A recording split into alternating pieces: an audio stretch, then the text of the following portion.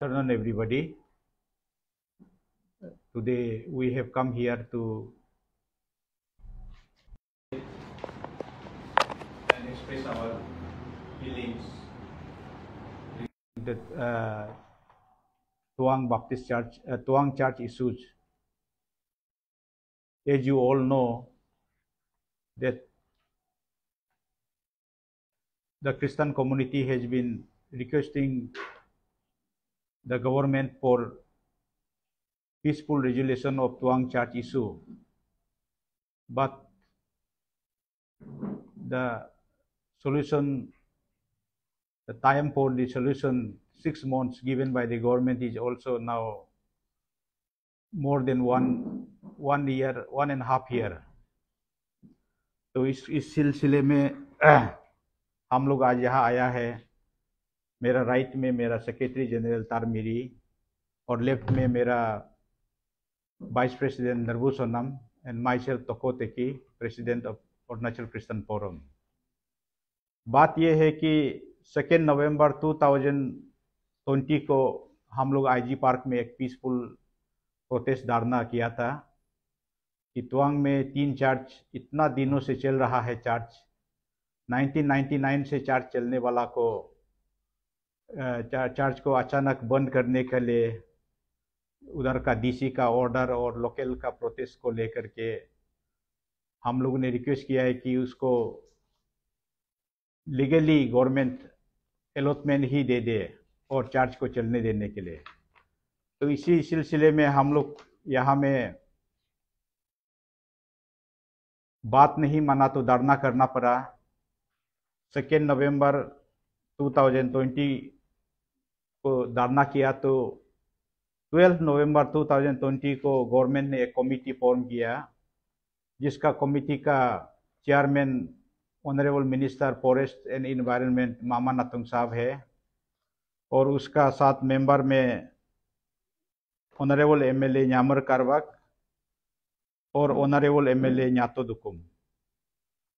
तो हम लोग ने रिपीटेडली वो लोगों को रिक्वेस्ट किया है, सीएम को भी बोला है और ये लोग को कमेटी को भी बोलने का बावजूद भी वो लोग बहाना पे बहाना कि ये प्रॉब्लम है वो प्रॉब्लम है, ऐसा करके अभी तक उसका कोई सोल्यूशन नहीं आया। तो इसीलिए हम लोग क्रिश्चियन फोरम ने डिसाइड किया है कि परसों मीटिंग किया था। हम लोग ने मीटिंग में ये डिसाइड किया है कि 15 डेज का अंदर में कमेटी का रिपोर्ट को पब्लिक करके अगर रिजॉल्व नहीं करता है तो हम लोग स्टेट वाइड हर एक डिस्ट्रिक्ट में जहां में क्रिश्चियन है उधर में डीसी ऑफिस का सामने में धरना या प्रोसेशन करेगा।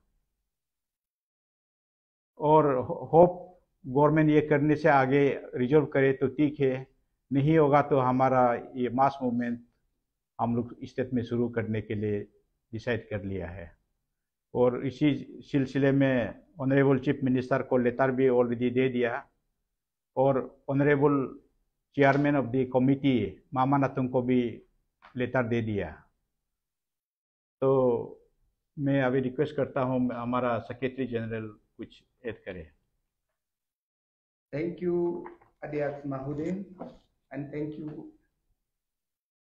सभी पत्रकारों से। ये सिलसिला जो है 2020 से शुरू हुआ है।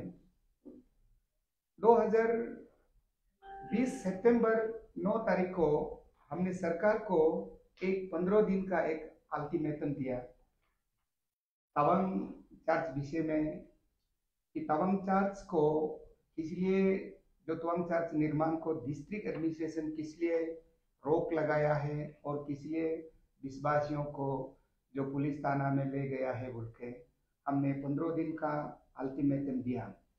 15 दिन अल्टीमेटम देने के बाद फिर 7 दिन, फिर 5 दिन ऐसा करके सरकारी फैसला नहीं देने पे हमने 2 नवंबर 2020 को फिर से एक यहाँ बहुत ही बड़ा पीसफुल रैली हमने आयोजित किया।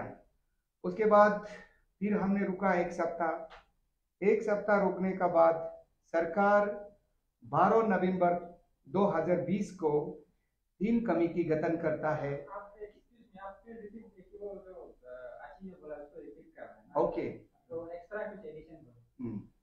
ओके, ये इस सिलसिले में सरकार को हमने ये फैसला को, जो चेयरमैन को हमने 10 तारीख जनवरी 2022 को हमने दिया ये रिपोर्ट देने के लिए। चेयरमैन साहब को हमने लिखित तौर में दिया कि आप जल्दी से तवांग चर्च जो रिपोर्ट को सरकार को सौंपने के लिए 10 जनवरी को हमने उन्हें दिया। फिर उनके बाद 10 जनवरी को हमने उनको ऐसा जो एक रिपोर्ट देने के लिए लिखित में देने के बाद फिर हमने सरकार को एक 15 फरवरी को हमने सरकार को एक समय दिया कि वो तवांग चर्च रिपोर्ट को चेयरमैन या चर्च कमेटी दिया गया है, वो कमेटी रिपोर्ट को हमें सौंपना चाहिए बोल के लिखित में कि इधर पब्लिश करना है या हमें देना है बोल के हमने 15 फरवरी 2022 को हमने आदरणीय मुख्यमंत्री साहब को दिया है। उसके बाद ये भी टालते टालते हमने फिर इस सिलसिले में इसका जायजा लेने के लिए जो स्टेटस रिपोर्ट को हम लेने के लिए मुख्यमंत्री से हमने उनको अपॉइंटमेंट के लिए 16 अप्रैल को हम फिर से एक पत्र लिखता है अपॉइंटमेंट। तो भी हमें अपॉइंटमेंट देने के लिए सरकार से हम आदेश नहीं मिला। उसके बाद 15 अप्रैल का बाद फिर हम 25 अप्रैल को एक बार फिर सरकार से हम ये लिखता है कि हमें तवांग विषय में सिलसिले में हमको तवांग चर्च सिलसिले में उसका स्टेटस रिपोर्ट को लेने के लिए हमको समय दीजिए बोल के हमने समय मांगा, फिर भी नहीं दिया।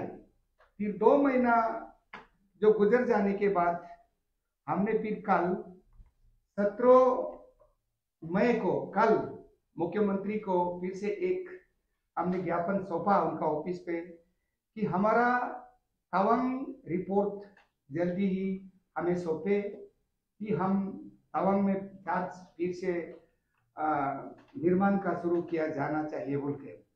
आज से पहले जो थोड़ा पहले प्रेसिडेंट साहब बताया कि आज से 18 जो मई 2022 से गिन के हमारा 2 मई तक 15 दिन का मोहलत समय खत्म हो जाता है। तो हम 2 मई तक हमें इसका रिपोर्ट हमें नहीं सरकार बताते हैं तो हम state wide peaceful protest rally हमने किया जाएगा। उसके साथ हम देखिए ये सरकार से हम बिल्कुल विश्वास करता है, खासकर जो अभी का जो अरुणाचल प्रदेश का चीफ मिनिस्टर श्री पेमा खांडू जी से हम आशा करता है कि वो कभी भी इसमें से नेगेटिव हमें रिपोर्ट नहीं देगा। हम बिल्कुल आशा करता है कि हम पॉजिटिव रिपोर्ट मिलेगा और तवांग में जो चर्च निर्माण शुरू किया जाएगा।